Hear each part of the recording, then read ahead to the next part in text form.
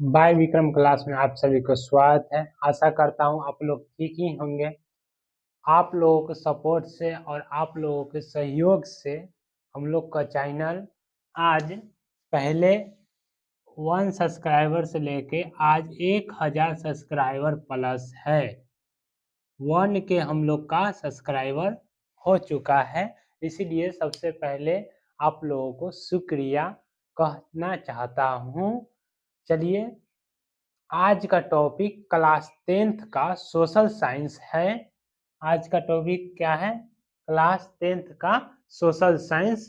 पिछले वीडियो में आप लोगों को बना होगा, विक्रम सर बताए होंगे और साइंस का। उसके बाद हमने इस पूरे सिलेबस के हम लोग मतलब इस पूरे जो सोशल साइंस में जो कितने कितने सिलेबस आते हैं, क्या क्या पढ़ना होता है। सोशल साइंस यानी सामाजिक विज्ञान में आप लोगों को 4 कैटेगरी में पढ़ना होता है। सबसे पहले ये मालूम होना चाहिए। इसके लिए हम आपको पिछले वीडियो में ही बता दिए।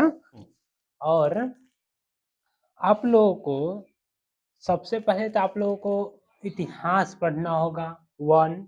उसके बाद इतिहास के बाद आप लोगों को ज्योग्राफी, जिसको हम भूगोल कहते हैं। उसके बाद राजनीतिक, जिसको हम पॉलिटिकल साइंस कहते हैं। उसके बाद इकोनॉमिक्स, जिसको अर्थशास्त्र कहते हैं। ये 4 पढ़ना होता है। और चारों में आप लोगों को फिर इतिहास का अलग अलग सिलेबस है, ज्योग्राफी का अलग अलग सिलेबस है, इसको यानी भूगोल। पॉलिटिकल का अलग अलग सिलेबस है, उसका अर्थशास्त्र का अलग अलग सिलेबस है। इसके लिए हमने एक वीडियो पूरी प्रॉपर तरह से बना दिया हूँ, कौन टीचर कौन सब्जेक्ट पढ़ाएंगे वो सारा चीज़ आप लोगों को बना हुआ है। इसीलिए आप लोग पहले वो वीडियो जाके देखें, उसके बाद आप लोगों को यह समझ में आएगा। जो बच्चा नहीं देखा सबसे पहले वो वीडियो देख लीजिएगा, उसके बाद आप लोग यह वीडियो देखिएगा। चलिए, और मैं कहना चाहता हूँ कि आप लोग का समय है क्या? आप लोगों का समय है अभी करीब करीब, अभी कितने मतलब फरवरी चल रहा है, उसके बाद अगले फरवरी, मतलब आप लोगों को समय है तैयारी करने के लिए। इसीलिए कुछ टेस्ट में यानी कुछ माइंड में नहीं बैठा लीजिएगा कि हमें मतलब ऐसे ऐसे, मतलब फ्री माइंड, फ्री प्रॉपर तरह से फ्री माइंड करके आप लोग पढ़िएगा और बाय विक्रम क्लासेस को सपोर्ट दीजिएगा। आपके साथ यह क्लासेस ठहरा है और पीडीएफ के साथ ठहरा है। जैसे जैसे बोर्ड में रहेगा उससे भी बढ़िया आप लोगों को पीडीएफ मिलेगा। और ये करा देने के बाद, जैसे मैं इतिहास का हमने सिलेबस उठाया, इसका कुछ टॉपिक हम करा देंगे। टॉपिक के बाद ऑब्जेक्टिव क्वेश्चन आंसर करवा देंगे, उसका सब्जेक्टिव क्वेश्चन आंसर करा देंगे यानी 1 चैप्टर का। उसके बाद हम भूगोल यानी ज्योग्राफी लाएंगे, उसी तरह सेम तरह से करवाएंगे। उसके बाद पॉलिटिकल लाएंगे, उसके बाद इकोनॉमिक्स लाएंगे। इसी तरह से प्रॉपर चलेगी आपकी क्लास। इसीलिए आप लोगों को हर एक वीडियो देखना प्रॉपर तरह से आप लोगों को बढ़िया है। इसलिए हर एक क्लास आप लोग अच्छी तरह से लीजिए। अब कोई टेंशन, कोई स्ट्रेस, कोई कुछ नहीं। दुनिया क्या कहता है इसके चक्कर में आप लोग नहीं रहिएगा, और मन लगाकर और ध्यान से, ध्यान पूर्वक पढ़िएगा। और यही सब है। और चलिए हम स्टार्ट करते हैं। आप लोगों को बता दिया हूँ, और हम कुछ बस आप लोगों को सहयोग और सपोर्ट दीजिए। चलिए स्टार्ट करते हैं। देखिए क्या है, इतिहास की दुनिया। हम सबसे पहले इतिहास क्यों पढ़ा रहे हैं आप लोग बोलिए? क्योंकि जो बच्चा सबसे ज़्यादा 4 विषय में 3 सब्जेक्ट यानी 3 विषय से ज़्यादा आता है, जैसे में सोशल साइंस हो गया ना, सोशल यानी सामाजिक विज्ञान हो गया, तो 3 सब्जेक्ट से ज़्यादा क्वेश्चन उठती है। सबसे पहले आता है इतिहास यानी इसको हिस्ट्री कहते हैं, उसके बाद ज्योग्राफी और उसके बाद पॉलिटिकल साइंस। इन तीनों सब्जेक्ट से ज़्यादा क्वेश्चन पूछे जाते हैं। और उसके बाद आता है इकोनॉमिक्स। इकोनॉमिक्स के थोड़े मोड़े क्वेश्चन पूछे जाते हैं, लेकिन पूछे जाते हैं, इसीलिए पूरी तरह से प्रॉपर तरह से आप लोगों को पढ़ना होगा। चलिए इतिहास की दुनिया में हम आते हैं। एकदम इतिहास की दुनिया में हम लोगों को मगन हो जाना है, टेंशन नहीं लेना है। इतिहास की दुनिया में चलिए आप लोग घुस जाइए यानी समझिए। चलिए देखते हैं। यूरोप में राष्ट्रवाद, पहले आप लोग कमेंट कीजिए कि राष्ट्रवाद के मतलब क्या होता है। राष्ट्रवाद के मतलब क्या होता है, यानी अपने राष्ट्र के बारे में सोचना, लगाव रखना, विकास करना, उसी को हम कहते हैं राष्ट्रवाद। अपने राष्ट्र के लिए एकदम जुट होना, एकदम विकास के लिए लगाव, सोचना कि कैसे हमारा राष्ट्र विकसित हो, इसी के बारे में हम लोगों को चैप्टर दिया हुआ है। यूरोप के बारे में राष्ट्रवाद यानी यूरोप का विकास, लगाव, सोच बूझ, इस सब के बारे में हम पढ़ेंगे।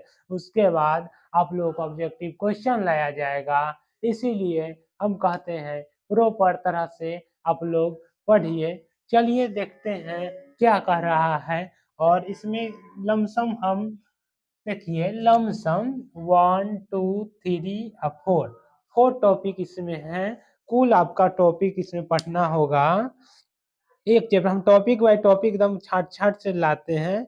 1 2 3 4 5 6 7 8 9 9 9 अब 4 9 10 11 12 13 यानी 13 हुआ आप लोगों को इसमें टॉपिक पढ़ना है। छोटा छोटा टॉपिक है, कोई टेंशन नहीं है।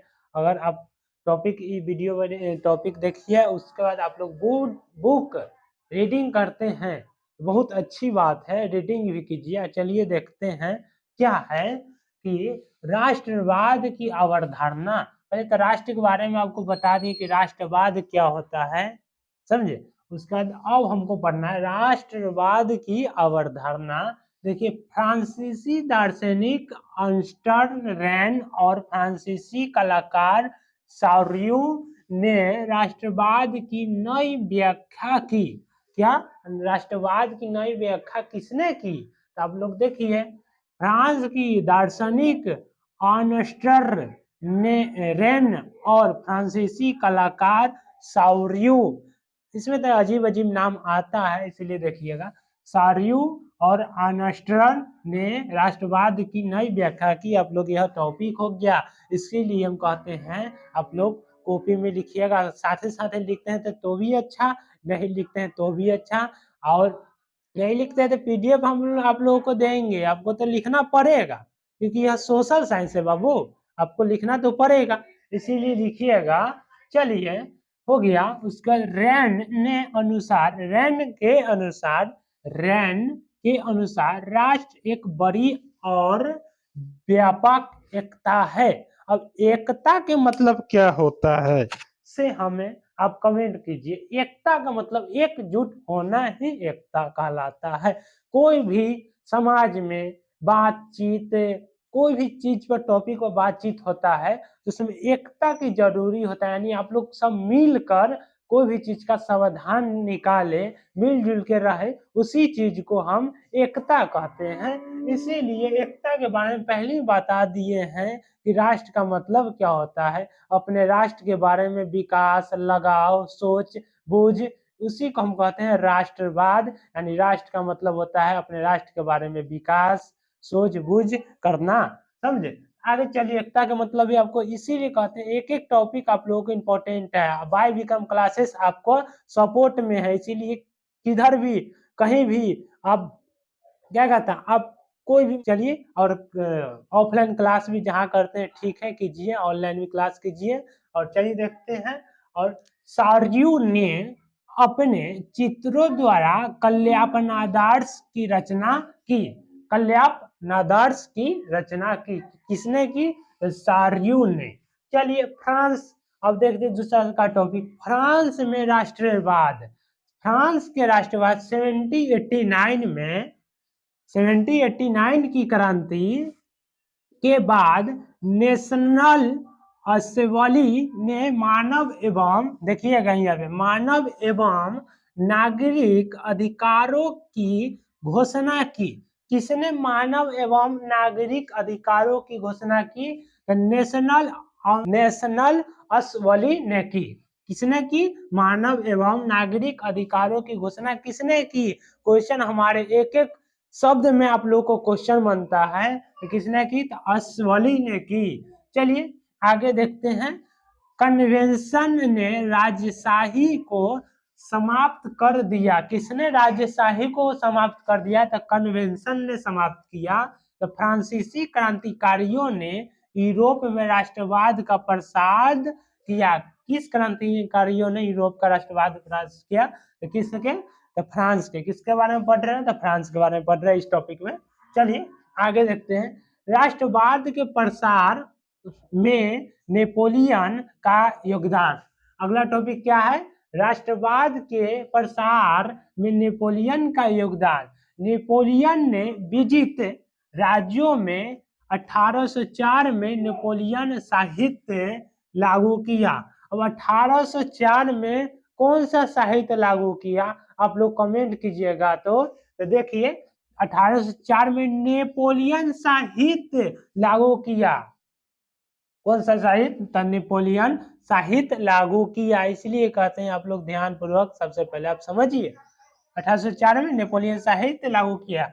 तो नेपोलियन साहित्य लागू कब किया? कमेंट कीजिए। तो 1804 में किया। कब? 1804 में किया। चलिए आगे देखते हैं। अधिकार दिए मतलब विशेषाधिकार समाप्त कर कानून के समक्ष सबको बराबरी का अधिकार दिया।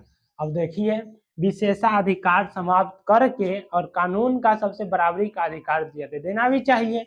कानून तो हर किसी के लिए इम्पोर्टेंट होता है। भारत में कानून होना बहुत जरूरी है। कानून है तो देश है, देश है तो सब कुछ है।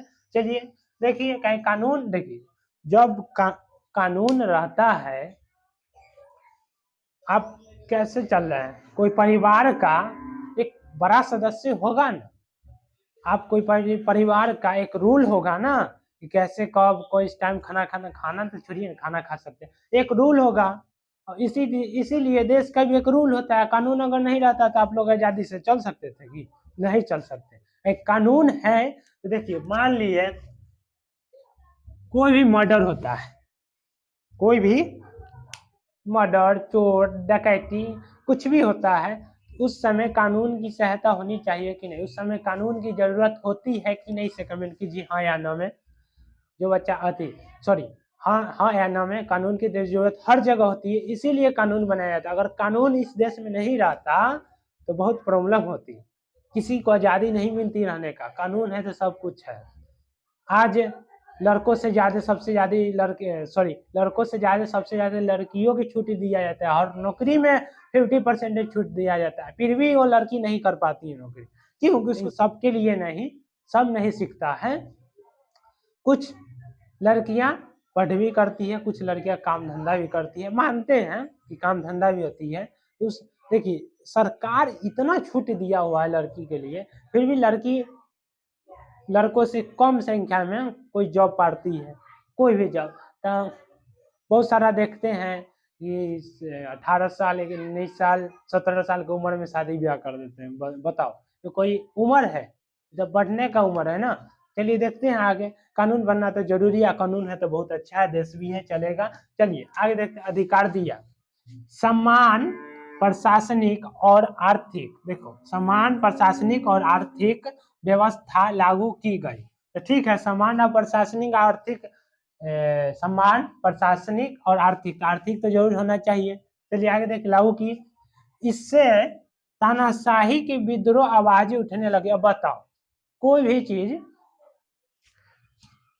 चीज देखिए देखते मतलब मैक इसीलिए देख रहे हैं ना कि कल वीडियो बनाए, हमने वीडियो बनाया तो वीडियो पूरा बन गया और हमने मैक को ध्यान नहीं दिया, इसमें बैटरी डाउन था। डाउन होने के चक्कर में पूरा तो वीडियो 1 घंटा 1.5 घंटा का बन गया, वो वीडियो बेकार चला गया क्योंकि उस वीडियो में आवाज ही नहीं है।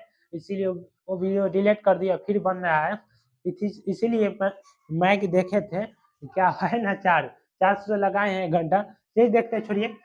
हाँ क्या था, क्या टॉपिक में था? देखिए समान प्रशासनिक और आर्थिक व्यवस्था लागू किया। तो चलिए यहाँ तक कहते ठीक है, आगे देखो इधर टेलर है, पिक्चर तो बाकी है ना।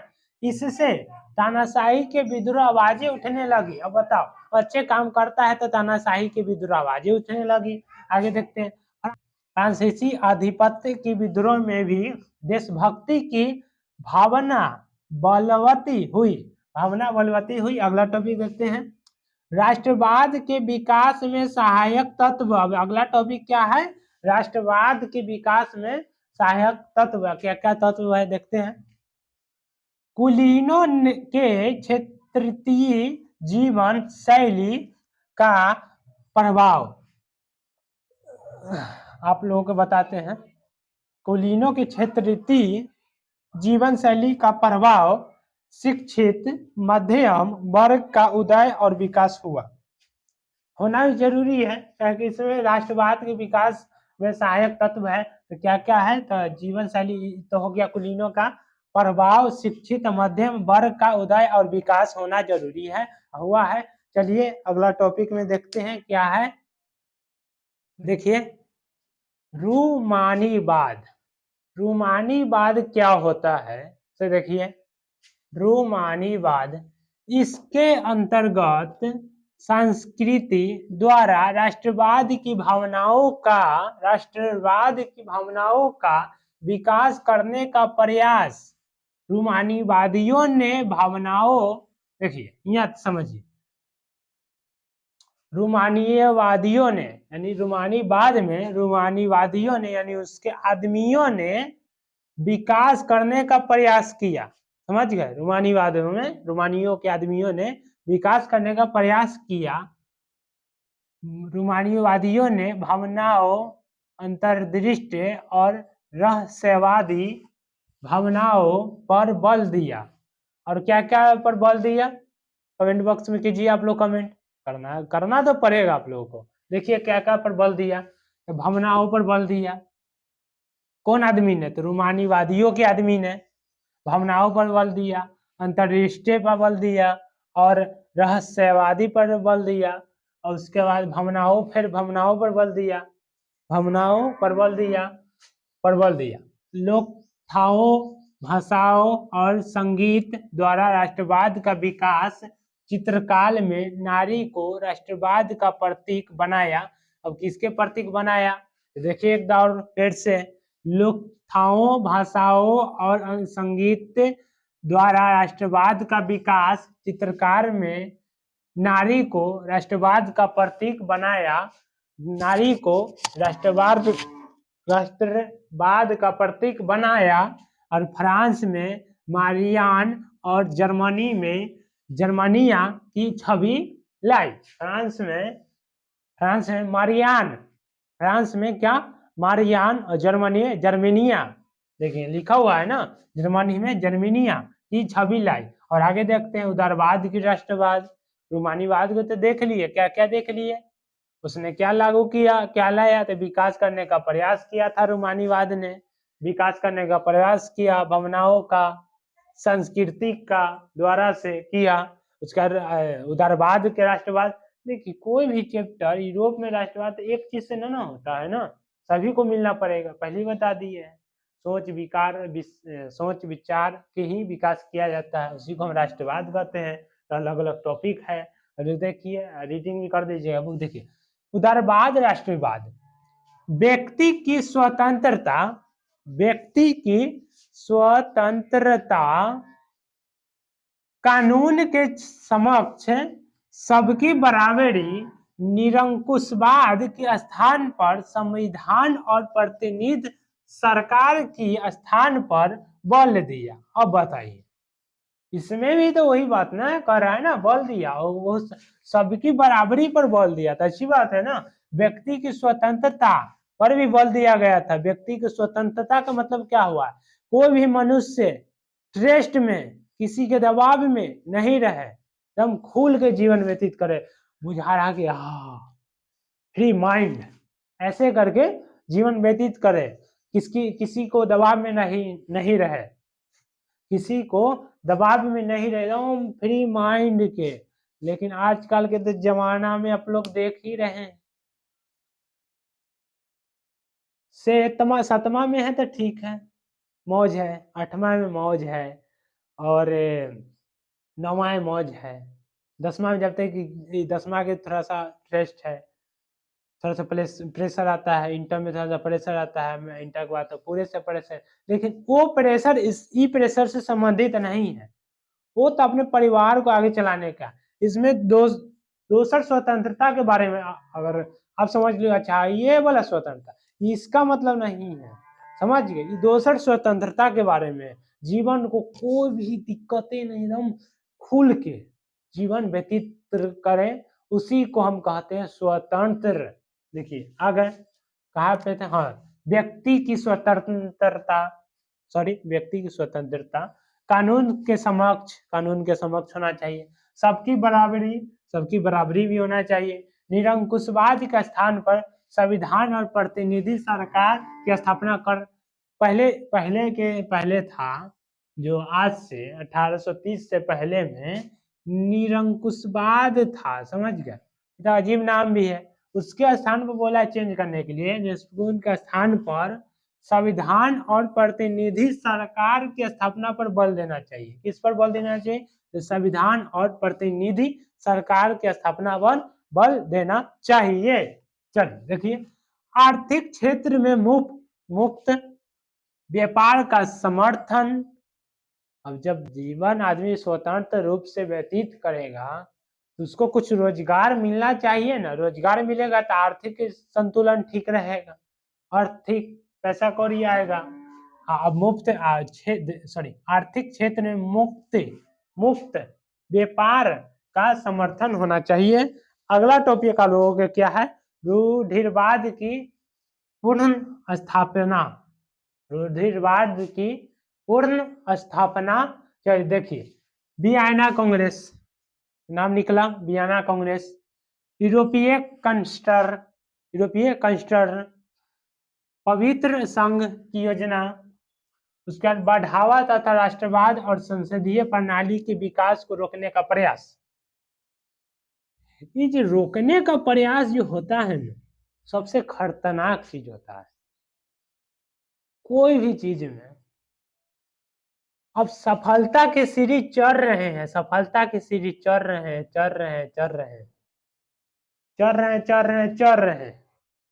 अब कोई बीच में आके टपक गया, समझ गए? टपका यानी वो टपका नहीं, मतलब कोई बीच में आके आपको रोक रहा है। आगे से तो बहुत अच्छा से बात करेगा ना, आपके सामने से तो बहुत अच्छा से बात करेगा ना, पीछे से तो आपसे मतलब कोई भी इंसान ना जो करीबी होता है ना, खासकर 100 में से 1% लोग, आपको ना जब आप सक्सेस होइएगा, बहुत सारा लोग जब सक्सेस होने का सीढ़ी धीरे धीरे चढ़िएगा ना, होने का सीढ़ी, आपको रोकने वाला 1000 आदमी होंगे, रोकने वाला 100 आदमी होंगे, हजारों की संख्या में आपको रोकने वाले होंगे। अरे ये ठीक नहीं लाइन है, ये ठीक लाइन नहीं है, वो ठीक नहीं है, ये ठीक नहीं है, ये नहीं करो, वो करो, कहाँ जा रहे हैं तुम बहते, इस सीढ़ी ठीक नहीं है, वो सीढ़ी ठीक है, टूटा है फूटा है। हम बह न रहे हैं, हम नहीं उस रास्ते पे जा रहे हैं ना, आप तो नहीं जा रहे हैं, हम जा रहे हैं, तो हमको ना सोचना चाहिए कि हम किस सीढ़ी पर जा रहे हैं ना। अब जब सफलता की सीढ़ी चढ़िएगा तो बहुत रोकने वाला रहेगा, टांग खींचने वाला रहेगा, टांग काट देगा आपको, बस धर्म से। जब आप चढ़ रहे हैं, आगे आके रुक गया, मतलब कोई आदमी रोक दिया, आगे सीढ़ी नहीं, वो हटेगा तब ना सीढ़ी बनेगा ना। इसलिए कहते हैं किसी को भावनाओं में, किसी को बात की बहकाया में नहीं, आप लोग नहीं पढ़िए। और सबसे पहले माता पिता को खुश रखिए जो आपके 9 महीने कोख में पाली हो, उस माता पिता को खुश रखिए। 2 दिन पहले का न्यूज हम आप लोगों को बताते हैं, शेयर करते हैं आप लोगों के बीच में, नाम नहीं बताएंगे उसका। 2 दिन पहले क्या हुआ, कहाँ पे पहले थे उसका टिक लगा देते हैं ना, यहाँ पे रोकने का प्रयास। 2 दिन पहले का बात है ये बात, जब कहीं जा रहे थे रास्ता में, उस फैमिली में झगड़ा हो रहा था। हमने कुछ लोगों से पूछा क्या चीज़ का झगड़ा हो रहा है बाबू, तो बोल रहा है कि एक बेटा ने माँ को मारा, और किस चीज़ के लिए मारा, हम लोग बता रहे हैं ना, नाम नहीं बोलेंगे, अल्लाह की बात है। बताइए, माँ ने मोबाइल चला रहा था वो, उस लड़का, उस बेटा, जो तो बेटा कहना ही लायक नहीं है, उस बेटा मोबाइल चला रहा था, माँ ने उस मोबाइल को छीन लिया, यानी पकड़ लिया कि बेटा तुम नहीं, मतलब माँ का नेचर था कि अब मोबाइल नहीं चलाओ, बहुत देर चल गया, तो मोबाइल चलाते अब माँ ने उसको छीन लिया, तो छीनने के कारण वो बेटा ने माँ पर हाथ चला दिया। बताइए जीवन कितना छोटा और अनमोल है। जिस बच्चों को, इसके बारे में तो आप लोगों को वीडियो बना चुके होंगे, देखिएगा क्या क्या जमाना है ना, क्या जमाना है। सोच सकते हैं ना, जिस माँ ने 9 महीना कोख पर पाला, जब तुम गोद में था उस समय से सियान किया, सियान होने के क्रम में तुम मोबाइल चलाया, माँ छीन लिया, तो तुम मारेगा रे? बताओ, इस गधा को तो घर से निकाल देना चाहिए। फिर भी माँ 1 दिन बाद 2 दिन बाद उस बेटों के भीड़ में खाना लेके जाती है। माँ ऐसन कोई अनमोल और अनोखा चीज नहीं है। क्या? कोई अनमोल और अनोखा चीज नहीं है। इसीलिए आप लोग माँ और पिता को कदर करें।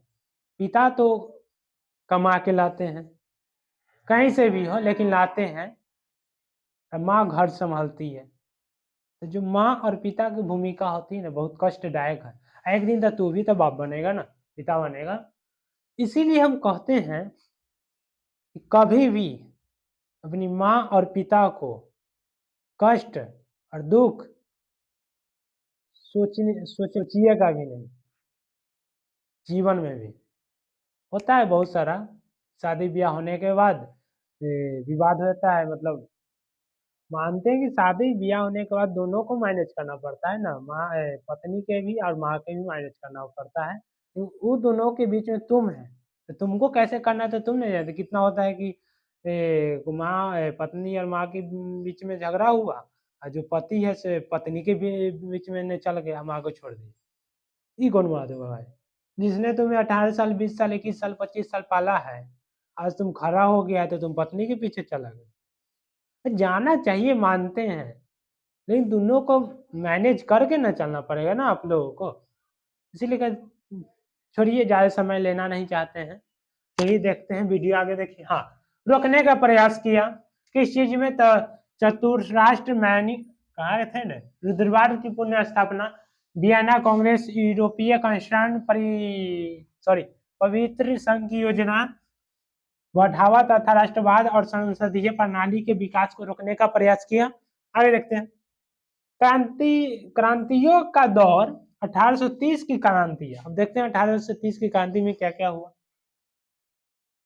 France, Spain, Portugal, Switzerland, Belgium, Poland, Austria Hungary साम्राज्य के अंतर्गत जर्मनी और इटली तथा इंग्लैंड में क्रांतियां हुई। इन क्रांतियां के उदारवाद और राष्ट्रवाद के विकास का मार्ग प्रसार कर दिया था। चलिए अगला टॉपिक क्या है, अगला टॉपिक देखते हैं हम लोग। अगला टॉपिक आप लोगों का आ जाएगा यूनान का स्वतंत्रता समाग्रह। चलिए देखिए, इतना है। और 2 टॉपिक आप लोगों को, 2 टॉपिक और है, 2 टॉपिक, ज्यादा देर का वीडियो नहीं बनेगा, 2 टॉपिक आप लोगों का और है। देखिए, यूनान का स्वतंत्रता संग्राम, यूनान का स्वतंत्रता संग्राम। देखिए क्या क्या है। यूरोप के मारीज ऑटोमन साम्राज्य की दुर्बलता का लाभ उठाकर राष्ट्रवाद तत्व संस्कृतीय यूनान ऑटोमन साम्राज्य के अंतर्गत 1821 में यूनान विद्रोह, 1829 में तुर्क युद्ध में पराजित एडियाजनोपोल की संधि द्वारा यूनान में वंशानुगत राजशाही की स्थापना, 1832 में कुसनतुनिया की संधि द्वारा स्वतंत्र यूरोप राष्ट्र की स्थापना। अब देखिए, हम तो पढ़ दिए, कुछ समझ में आया? नहीं आते। देखिए, यूनान का स्वतंत्र संग्रह, यूरोप के मारीज ऑटोमन साम्राज्य की दुर्बलता का लाभ उठाकर, देखिए ओटोमन साम्राज्य की दुर्बलता का लाभ उठाकर, एकदम ध्यानपूर्वक समझिएगा, उठाकर राष्ट्रवाद तत्व संक्रिय यूनान ओटोमन साम्राज्य के अंतर्गत 1821 में, देखिए कब लाभ उठाया था, साम्राज्य की दुर्बलता का लाभ कब उठाया था, 1821 में, किसके तत्व संस्कृति यूनान ओटोमन साम्राज्य के अंतर्गत 1821 में, समझ गए। याद रखिएगा कि ओटोमन साम्राज्य की दुर्बलता का लाभ कब उठाया था, 1821 में, तो ओटोमन साम्राज्य के अंतर्गत, किसके अंतर्गत, ओटोमन साम्राज्य के अंतर्गत। तो ओटोमन साम्राज्य की दुर्बलता के भी लाभ उसी में 1821 में, किसके था, ओटोमन साम्राज्य के अंतर्गत। यूनान विद्रोह, अब यूनान विद्रोह कब हुआ था, 1829 में हुआ, किसके साथ, तुर्क युद्ध, यानी कौन युद्ध, सॉरी, यूनान विद्रोह कब हुआ था, 1829 में, तो तुर्क युद्ध में पराजित भी किया। एड्रियानोपोल की संधि द्वारा यूनान में वंशानुगत राजशाही की स्थापना की। तो वंशानुगत, याद रखिएगा आप लोग, वंशानुगत राज्य की स्थापना कब किया था, 1832 में किया। बोली को एक बार आप ध्यान पूर्वक समझिएगा, तो कब, 1832। हम ऑब्जेक्टिव में लाएंगे और आपसे पूछेंगे कि वंशानुगत राज्य की, यूनान के ओटोमन वंशानुगत राज्य की स्थापना कब की गई थी, 1800 कब की गई थी, 1832 में। तो किसके, तो कुस्तुनिया की संधि द्वारा, किसके संधि द्वारा, तो कुस्तुनतुनिया, नाम तो अजीब है लेकिन याद तो रखना पड़ेगा, कुस्तुनतुनिया की संधि द्वारा स्वतंत्र यूनान राष्ट्र की स्थापना हुआ। चलिए अगला टॉपिक देखते हैं। अगला टॉपिक क्या देखेंगे, 1848 की क्रांति। France, Italy, Germany, Austria Hungary और बोहेमिया तथा पोलैंड में क्रांतियां, अनेक राष्ट्रों में उदारवादी प्रयास, फ्रांस में द्वितीय गणराज्य की स्थापना की गई थी। द्वितीय राज्य में स्थापना की गई थी, तो किस में याद रखना होगा आपका, फ्रांस में, इटली में, जर्मनी में, ऑस्ट्रिया हंगरी और बोहेमिया तथा पोलैंड में क्रांतियां, अनेक राष्ट्रों में उदारवाद प्रयास, फ्रांस में द्वितीय गणराज्य की स्थापना की गई थी। तो फ्रांस किस में द्वितीय गणराज्य की स्थापना की गई थी, तो फ्रांस में। चलिए क्वेश्चन एक बना, ऑब्जेक्टिव बना। राष्ट्रवाद का प्रभाव अब देखेंगे, तो राष्ट्रवाद का प्रभाव हमारा क्या है, तो 5 गो है। राष्ट्रवाद का प्रभाव 5 गो है। देखिए नए राष्ट्रों का उदय, पहला क्या है, प्रभाव के, राष्ट्रवाद के प्रभाव से क्या हुआ, तो नए राष्ट्र का उदय हुआ, समझ गए। उसके बाद एशिया अफ्रीका के उपनिवेश पर प्रभाव हुआ। क्या हुआ, एशिया अफ्रीका के उपनिवेश पर प्रभाव हुआ। 3 नंबर में भारत पर प्रभाव हुआ। उसके बाद 4 में भारतीय धर्म सुधार आंदोलन के नेताओं पर प्रभाव हुआ। 5